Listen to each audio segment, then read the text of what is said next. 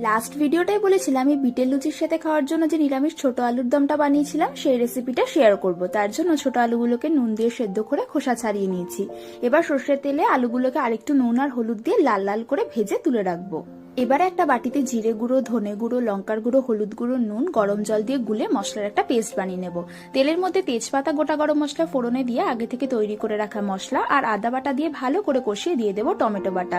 টমেটোটা মশলার সাথে মিশে আসলে দিয়ে দেবো পোস্ত আর চার মগজ বাটা।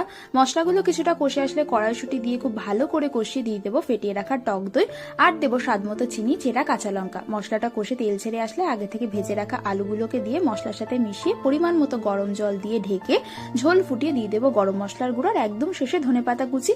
তাহলে আলুর দম আমাদের একদম রেডি। তো আজকের ভিডিওটা ভালো লাগলে চ্যানেলটা অবশ্যই সাবস্ক্রাইব করে যাও, আর যারা ফেসবুক থেকে দেখছো পেজটাকেও ফলো করে দিও। আর এই বিটের লুচির রেসিপি কিন্তু শেয়ার করা আছে, যারা এখনো দেখোনি চাইলে একবার চেক আউট করে নিও।